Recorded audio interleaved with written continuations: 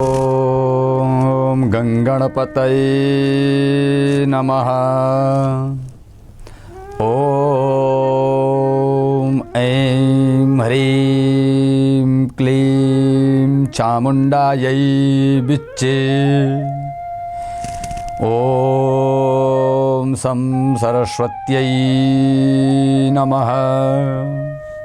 बोलो जगदम्बा माता की जय।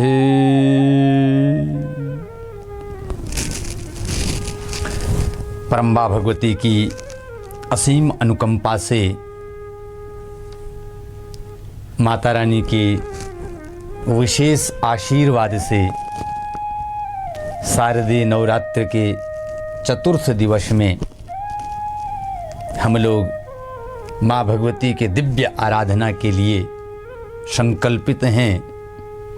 आज चतुर्थ दिवस में माँ भगवती के कूष्मांडा रूप का पूजन होता है। प्रथमम शैलपुत्री च द्वितीयम ब्रह्मचारिणी तृतीयम चंद्रघंटेति कूष्मांडेति चतुर्थकम। आज जो चतुर्थ पूजा है ये कूष्मांडा माता है। ये माँ का ये नाम कैसे पड़ गया, आखिर क्या रहस्य है, कैसा स्वरूप है और इस पूजन को करने से क्या होता है, भक्त को क्या प्राप्त होता है, ये सारी चीज आपको सुनने के लिए मिलेंगी। माँ भगवती का पूजन श्रद्धा भाव से युक्त होकर के हम लोगों ने करना चाहिए। वर्ष में 4 नवरात्रियां आती हैं। 2 गुप्त नवरात्रि है जिसमें साधक लोग अपनी साधना करते हैं, और 2 प्रत्यक्ष नवरात्रि हैं जो चैत और इस आश्विन मास में आती है। तो इस समय ये आश्विन मास के शुक्ल पक्ष की चतुर्थी तिथि, जिसको हम लोग कूष्मांडा माता के पूजन के माध्यम से जानते हैं। तो सर्वप्रथम कूष्मांडा माता का जो ध्यान है, माँ के लिए कौन सा ध्यान कहा गया है, तब कहते हैं सुरा संपूर्ण कलशम रुधिराप्लुतमेव च दधाना हस्तपद्माभ्यां कूष्मांडा शुभदास्तु मे।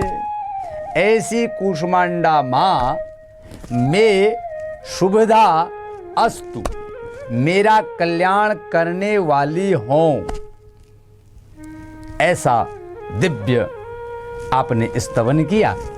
और माँ दुर्गा के चौथे स्वरूप का नाम कूष्मांडा है। अपनी मंद हल्की हंसी के द्वारा अंड अर्थात ब्रह्मांड को उत्पन्न करने के कारण इन्हें कूष्मांडा देवी के नाम से जाना जाता है। जब सृष्टि का अस्तित्व नहीं था, चारों ओर अंधकार ही अंधकार परिव्याप्त था, तब इन्हीं ने अपने ईसत हास्य हल्की मुस्कान से ब्रह्मांड की रचना की थी। अतः यही सृष्टि की आदि स्वरूपा आदि शक्ति हैं। इनके पूर्व ब्रह्मांड का अस्तित्व था ही नहीं, इससे पहले ब्रह्मांड का अस्तित्व ही नहीं था। तो सज्जनों, ऐसा दिव्य स्वरूप है। इनका निवास सूर्य मंडल के भीतर के लोकों में है। सूर्य लोक में निवास कर सकने की क्षमता और शक्ति केवल इन्हीं में है। इनके शरीर की कांति और प्रभा भी सूर्य के समान ही देदीप्यमान भास्वर है। इनके तेज की तुलना इन्हीं से की जा सकती है, अर्थात इनके तेज की तुलना इनके अलावा किसी चीज से नहीं की जा सकती है। न रूप का अलंकार यहां पर काम आएगा, न उपमा अलंकार यहां पर काम आएगा। इनके रूप की जो तुलना है बस इन्हीं से की जा सकती है। अन्य कोई भी देवी देवता इनके तेज और प्रभाव की समानता नहीं कर सकते हैं। अन्य कोई देवी देवता इनके तेज और प्रभाव की समानता नहीं कर सकते। इन्हीं के तेज और प्रकाश से 10 दिशाएं प्रकाशित हो रही हैं। ब्रह्मांड की सभी वस्तुओं और प्राणियों में अवस्थित तेज, वर्तमान तेज, विद्यमान तेज इन्हीं की छाया है। इनकी 8 भुजाएं हैं, अतः यह अष्टभुजा देवी के नाम से भी विख्यात हैं। इनके 7 हाथों में क्रमशः कमंडलु, धनुष, बाण, कमल पुष्प, अमृतपूर्ण कलश, चक्र तथा गदा है। 8वें हाथ में सभी सिद्धियों और निधियों को देने वाली जपमाला विद्यमान है। इनका वाहन सिंह है। संस्कृत भाषा में कुष्मांडा, संस्कृत भाषा में कुष्मांडा कुम्हड़े को कहते हैं। कुम्हड़ा, संस्कृत में कुम्हड़े को कुष्मांडा कहते हैं। और बलियों में कुम्हड़े की बलि इन्हें सर्वाधिक प्रिय है। इसके कारण से भी ये कुष्मांडा कही जाती हैं।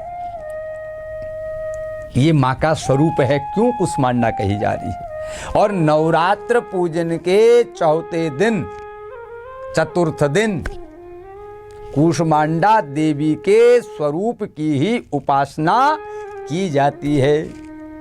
इस दिन साधक का मन अनाहत चक्र में अवस्थित होता है। योग की भाषा है। तो अनाहत चक्र में अवस्थित रहता है। अतः इस दिन उसे अत्यंत पवित्र और निश्चल मन से कुष्मांडा देवी के स्वरूप को ध्यान में रखकर पूजा उपासना के कार्य में लगना चाहिए। निश्चल मन से, मन में व्यग्रता नहीं होनी चाहिए। ऐसे मां भगवती के ध्यान में उसे लगना चाहिए। मां कुष्मांडा की उपासना से भक्तों के समस्त रोग शोक विनष्ट हो जाते हैं। इनकी भक्ति से आयु, यश, बल और आरोग्य की वृद्धि होती है। वह व्यक्ति रोगी नहीं होगा, बलवान होगा, उसे यश की प्राप्ति होगी और वह दीर्घायु होगा। मां कुष्मांडा अत्यल्प सेवा और भक्ति से भी प्रसन्न होने वाली हैं, शीघ्र प्रसन्न होने वाली हैं। यदि मनुष्य सच्चे हृदय से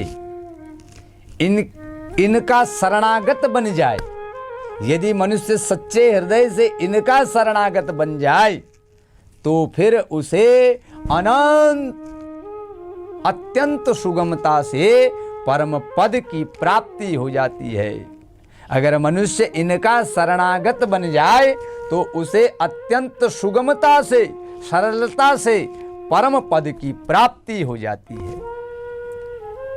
हमें चाहिए कि हम शास्त्र पुराणों में वर्णित विधि विधान के अनुसार मां दुर्गा की उपासना और भक्ति के मार्ग पर अहरनिश अग्रसर हों, क्योंकि यह शास्त्र विधि मुत्सृज्य वर्तते काम कारतः। अपने मन से शास्त्र के विधान को छोड़कर जो व्यक्ति मनमाना आचरण करता है, उसे न भक्ति मिलती है, न सिद्धि मिलती है, न मुक्ति मिलती है। मां के भक्ति मार्ग पर कुछ ही कदम आगे बढ़ने पर भक्त साधक को उनकी कृपा का सूक्ष्म अनुभव होने लगता है। यह दुख स्वरूप संसार उसके लिए अत्यंत सुखद और सुगम बन जाता है। मां की उपासना मनुष्य को सहज भाव से भव सागर से पार उतारने के लिए सर्वाधिक सुगम और श्रेयस्कर मार्ग है, सबसे सरल मार्ग है। मां कूष्मांडा की उपासना मनुष्य को आधियों व्याधियों से सर्वदा मुक्त करके उसे सुख समृद्धि और उन्नति की ओर ले जाने वाली है। बहुत सुंदर बताया। आपकी सारी बाधाएं दूर हो जाएंगी, आपको उन्नति का मार्ग प्रशस्त हो जाएगा। अतः अपनी लौकिक पारलौकिक उन्नति चाहने वालों को इनकी उपासना में सदैव तत्पर रहना चाहिए, मां का स्तवन वंदन करना चाहिए। तो सज्जनों, मां का ये दिव्य स्वरूप पूरी ब्रह्मांड का कल्याण करने वाला है। इसका स्तवन करें, इसका पूजन करें। दुर्गा सप्तशती में जो ज्ञान है 700 श्लोकों में निबद्ध यह दुर्गा सप्तशती आपका कल्याण करने वाली है। अपने घर में ब्राह्मण को बुला करके दुर्गा सप्तशती का पाठ कराएं, अथवा अपने नाम का संकल्प लेकर के किसी मंदिर में दुर्गा सप्तशती का पाठ करने का आग्रह विद्वान ब्राह्मणों से करें। इस प्रकार आप इस विधि को कर सकते हैं और माता रानी का श्रेष्ठ आशीर्वाद प्राप्त कर सकते हैं। नवरात्रि के इस परम पावन शुभ अवसर पर आप ये कर्म जरूर करें। अपने घर में प्रातःकाल शुद्धता पूर्वक स्नान ध्यान इत्यादि करके माता रानी का सुंदर फोटो, मूर्ति या जो भी आप विग्रह भगवती का सजाएं, उनको सजाएं, कलश स्थापन करें, ज्योति वहाँ पर प्रज्वलित करें, घी की ज्योति प्रज्वलित करें, तिल के तेल की ज्योति प्रज्वलित करें और उनके सामने बैठ करके माता का धन्यवाद करें। हे माँ, इतना सुंदर शरीर, इतनी सुंदर व्यवस्था आपने मुझे प्रदान की है। मेरा मन आत्म कल्याण, परिवार के कल्याण, समाज के कल्याण में लगे। और जब आत्म कल्याण होगा, परिवार का कल्याण होगा, समाज का कल्याण होगा, तो अवश्य विश्व का कल्याण हो जाएगा। हर व्यक्ति ऐसा सोचे तो किसी प्रकार की वैमनस्यता संसार में व्याप्त नहीं होगी। सब एक दूसरे के पूरक होंगे, सब एक दूसरे के रक्षक होंगे, कोई एक दूसरे का भक्षक नहीं बनेगा। मनुष्य मनुष्य का भक्षक बन जाए, कितनी बुरी बात है। तो सज्जनों, मन को एकाग्रचित करके इन साधनाओं को अवश्य करें। आपका कल्याण होगा, आपके परिवार का कल्याण होगा और धर्म की वृद्धि होगी। समाज में यश मान प्रतिष्ठा आप प्राप्त करेंगे। और धर्मो रक्षति रक्षितः, मैं बार बार आपको इस वेद की वाक्य को याद दिलाता रहता हूं अपने कथा प्रवचनों में। धर्मो रक्षति रक्षितः, जो धर्म को रक्षित करेगा, जो धर्म की रक्षा करेगा, वह निरंतर धर्म से रक्षित होगा। अधिक न कहते हुए मैं चैनल के माध्यम से आप तक ये बात पहुंचा रहा हूं और अनंत श्री शिव शक्तिपीठ एवं संस्कारशाला आश्रम में इस धार्मिक गतिविधियों को हम लोग निरंतर करते रहते हैं। श्रीमद् हनुमत भक्ति प्रचार मंडल के द्वारा प्रत्येक शनिवार हम घर घर जाकर के निःशुल्क रूप से हनुमान चालीसा का 7 बार पाठ करते हैं। भगवती के उपासक श्री हनुमान जी का आशीर्वाद प्राप्त करते हैं। यह सब विधियां माँ भगवती के आशीर्वाद से हमारी चलती रहें और आप लोग एक सदमार्ग की ओर अग्रसर हों, यही प्रार्थना करते हुए आज चतुर्थ दिन की नवरात्रि के शुभ अवसर में आप सबके कल्याण की कामना करता हुआ, आप सबके कल्याण की कामना करता हुआ मैं आचार्य डॉक्टर दिनेश चंद्र भारद्वाज सर्वे भवन्तु सुखिनः, सर्वे सन्तु निरामयाः, सर्वे भद्राणि पश्यन्तु, माँ कश्चित् दुख भाग भवेत्, यह घोषणा करता हुआ अपनी वाणी को विश्राम देता हूँ। और कल पुनः पंचम नवरात्रि के माँ भगवती के पंचम स्वरूप को लेकर के हम लोग यहाँ पर उपस्थित होंगे। तब तक के लिए जय माता दी।